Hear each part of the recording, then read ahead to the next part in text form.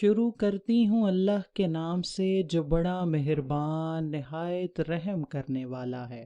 قرآن پاک کی سورہ آل عمران کی آیت نمبر 35 میں اللہ تعالیٰ ارشاد فرماتا ہے، جب کہا عمران کی عورت نے کہ اسے اب میں نے نظر کیا تیرے جو کچھ میرے پیٹ میں ہے سب سے آزاد رکھ کے، سو تو مجھ سے قبول کر، بے شک تو ہی اصل سننے والا جاننے والا ہے۔ حضرت مریم علیہ السلام کی والدہ کا نام حنا بنت کاکوزہ اور والد گرامی کا نام عمران ثانی تھا۔ حضرت مریم علیہ السلام اپنی ماں کے پیٹ میں تھیں تو آپ علیہ السلام کی ماں نے اللہ تعالیٰ سے یہ دعا کی تھی کہ مجھے جو بھی اولاد پیدا ہوگی میں اس کو مسجد اقصی کی خدمت میں پیش کر دوں گی۔ تب لوگوں میں یہ رسم و رواج تھا کہ بیٹوں کو اللہ کی نظر کیا جاتا تھا تو اس کو شادی کرنے کی اجازت نہ ہوتی تھی۔ جب کسی لڑکے کو اللہ تعالیٰ کی نظر کیا جاتا تھا وہ شادی نہیں کرتا تھا بلکہ وہ ہر وقت اللہ تعالیٰ کی یاد میں مصروف رہتا تھا۔ خدا کی کرنی ایسی ہوئی کہ حنا بنت کاکوزہ کے حمل سے ایک لڑکی پیدا ہوئی جن کا نام مریم رکھا گیا، لیکن لڑکی کی پیدائش سے حضرت بی بی مریم کی والدہ پریشان ہو گئیں کہ اب میں اپنی نظر کیسے پوری کروں گی، کیونکہ رواج کے مطابق صرف بیٹوں کو ہی مسجد اقصی میں اللہ کی نظر کیا جاتا تھا۔ ابھی وہ اسی پریشانی میں تھیں کہ انہیں ایک غیبی آواز سنائی دی جس نے ان کی پریشانی کو خوشی میں بدل دیا۔ وہ آواز یہ تھی کہ ہم نے تمہاری لڑکی کو ہی قبول کر لیا ہے۔ حضرت حنا نے لڑکی کا نام مریم اس لیے رکھا تھا کیونکہ آپ کو مسجد کی خدمت کے لیے قبول کر لیا گیا تھا۔ مریم کے معنی خادمہ کے ہیں۔ بعض زبانوں میں مریم کے معنی بلند مرتبہ اور عبادت گزار کے بھی لیے گئے ہیں۔ حافظ ابن حجر عسقلانی لکھتے ہیں کہ حضرت مریم کی پیدائش سے پہلے ہی ان کے والد گرامی کا وصال ہو گیا تھا۔ اس دور کے قاعدے کے مطابق جس بچے کو مسجد اقصی کے لیے نظر کر دیا جاتا تھا اس بچے کو بچپن میں ہی مجاوروں کے حوالے کر دیا جاتا تھا۔ اس طرح حضرت مریم کو مسجد اقصی کے مجاوروں کے پاس لے جایا گیا تو ان میں اختلاف پیدا ہو گیا کیونکہ ہر کوئی یہ چاہتا تھا کہ حضرت عمران اور حضرت حنا کی اولاد کی تربیت ان کے ذمے لگائی جائے، کیونکہ ہر کوئی چاہتا تھا کہ حضرت عمران اور حضرت حنا کی اولاد کی تربیت ان کے ذمے لگائی جائے۔ حضرت مریم کے والدین بہت ہی نیک تھے۔ آخر یہ فیصلہ طے پایا کہ مجاورین جو قلم توریت لکھنے کے لیے استعمال کرتے تھے وہ سب اس کو بہتے پانی میں چھوڑیں گے، جس کا قلم پانی کے بہاؤ کے الٹی سائڈ جائے گا تو وہ حضرت بی بی مریم کی پرورش کرنے کا حقدار ہوگا۔ حضرت زکریا علیہ السلام کی قلم کو اللہ تعالیٰ نے پانی میں بہاؤ کی الٹی طرف بہا دیا، اسی وجہ سے وہی ان کی پرورش کے حقدار ہوئے۔ حضرت مریم کو اللہ تعالیٰ کی منشا کے مطابق حضرت زکریا کی کفالت میں دے دیا گیا۔ حضرت زکریا کی بیوی حضرت مریم علیہ السلام کی رشتے میں خالہ تھی۔ ماں کے علاوہ خالہ سے بہتر پرورش کون کر سکتا ہے؟ جب اللہ تعالیٰ نے بی بی مریم کو اپنی بارگاہ میں قبول کیا تو بیت المقدس میں ان کے لیے ایک حجرہ تعمیر کر دیا گیا۔ حضرت بی بی مریم علیہ السلام سارا دن اور ساری رات اللہ تعالیٰ کی عبادت میں مشغول رہتی۔ اللہ تعالیٰ کے حکم سے حضرت مریم علیہ السلام کو ان کے حجرے میں ہی بے موسم پھل عطا کیے جاتے تھے۔ جب حضرت زکریا علیہ السلام نے حضرت مریم کے حجرے میں بے موسم پھل دیکھے تو آپ نے اللہ کی بارگاہ میں دعا کی، یا اللہ جس طرح تو نے مریم کو بے موسم پھل عطا کیا ہے اسی طرح تو مجھے بھی اس عمر میں اولاد کی دولت دولت سے مالا مال فرما۔ حضرت زکریا اس وقت بہت بوڑھے تھے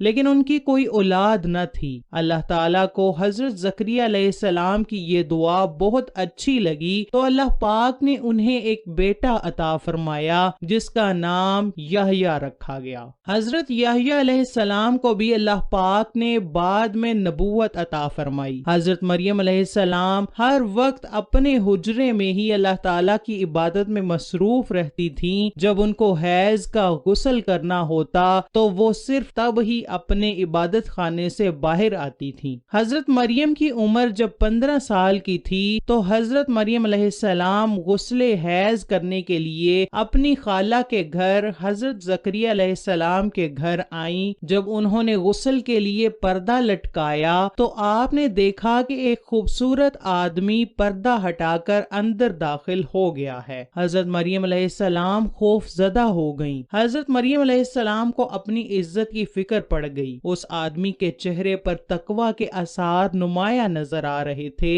حضرت مریم علیہ السلام نے اللہ تعالیٰ سے دعا مانگی، یا اللہ میری عزت کی حفاظت فرما۔ یہ عفت اور پاک بازی کا ایک طرح کا امتحان ہوتا ہے جو اللہ تعالیٰ اپنے خاص بندوں کو آزمانے کے لیے اس امتحان میں ڈالتا ہے۔ حضرت مریم علیہ السلام کو پریشان دیکھ کر اس بندے نے فرمایا، اے مریم مجھ سے ڈرو مت، میں اللہ تعالیٰ کا بھیجا ہوا فرشتہ ہوں۔ میں آپ کو ایک پاکیزہ بیٹے کی ولادت کی خوشخبری دینے کے لیے آپ کے پاس تشریف لایا ہوں۔ فرشتے کی بات سن کر حضرت مریم نے رونا شروع کر دیا۔ حضرت مریم نے فرمایا کہ یہ کیسے ممکن ہے؟ میں تو ابھی کنواری ہوں، مجھے تو کبھی کسی مرد نے ہاتھ تک نہیں لگایا، مجھے بچہ کیسے ہو سکتا ہے؟ میں بدکار عورت نہیں ہوں، میں ایک پاک باز عورت ہوں، مجھے ہاتھ لگانے کی کوشش بھی مت کرنا۔ حضرت مریم کی بات سن کر حضرت جبرائیل علیہ السلام نے کہا کہ یہ اسی طرح ہوگا جس طرح اللہ تعالیٰ نے حضرت آدم علیہ السلام کو بغیر والدین کے پیدا فرمایا تھا، پھر حضرت حوا علیہ السلام کو مرد کی پسلی سے پیدا فرمایا تھا۔ فرشتے کی یہ بات سن کر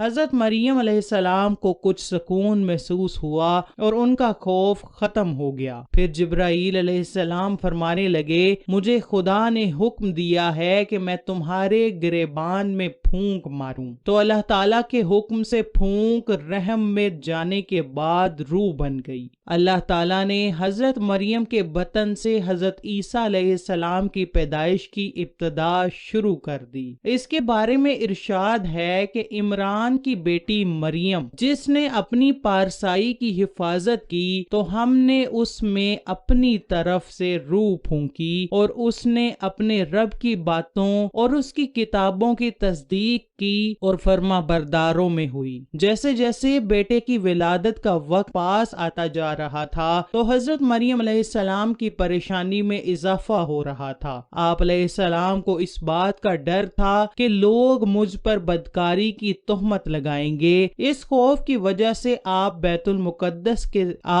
المقدس سے تقریباً 9 کلومیٹر دور جنگل میں ایک پہاڑی کوہ سرا کی طرف تشریف لے گئیں۔ بعد میں اس جگہ کو بیت اللحم کا نام بھی دے دیا گیا۔ وہاں جا کر حضرت مریم ایک کھجور کے درخت کے ساتھ ٹیک لگا کر بیٹھ گئیں۔ وہاں بھی حضرت مریم کو یہ خوف تھا کہ میں اپنے رشتہ داروں اور قبیلے کے لوگوں کو کس طرح سے مطمئن کروں گی، لوگ مجھے بدکار عورت سمجھیں گے۔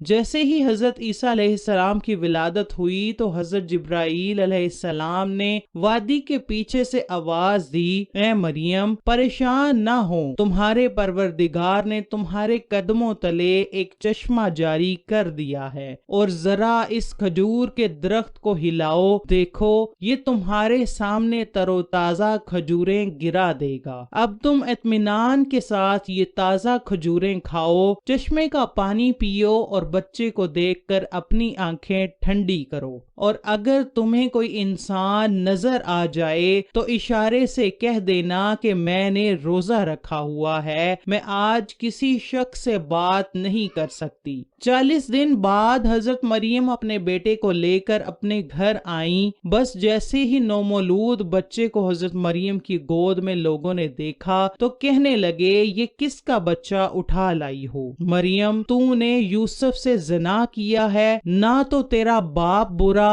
اور نہ ہی تیری ماں۔ پیارے دوستو، حضرت مریم علیہ السلام کی منگنی یوسف نامی شخص سے ہوئی تھی۔ یہی وجہ تھی کہ لوگوں نے یہ الزام لگایا کہ مریم اور یوسف حضرت زکریا علیہ السلام کے گھر بدکاری کرتے رہے ہیں۔ توبہ نعوذ باللہ، حضرت مریم علیہ السلام پر لوگوں نے بڑے بڑے الزام لگائے، لیکن حضرت بی بی مریم سب کی باتیں سن کر صبر کا مظاہرہ کرتی رہیں۔ روایت میں ملتا ہے کہ حضرت بی بی مریم کی قوم ایک دن اکٹھی ہو گئی کہ ہم مریم اور یوسف کو بدکاری کے جرم میں سنسار کر دیں گے۔ جب لوگ اپنی الزام تراشی میں اپنی حد پار کر گئے تو حضرت بی بی مریم نے حضرت عیسیٰ علیہ السلام کی طرف اشارہ کرتے ہوئے فرمایا، میری گواہی یہ بچہ خود ہی دے گا۔ اس وقت حضرت عیسیٰ دودھ پیتے ہوئے بچے تھے۔ حضرت عیسیٰ علیہ السلام نے گواہی دی کہ میں اللہ کا بندہ ہوں،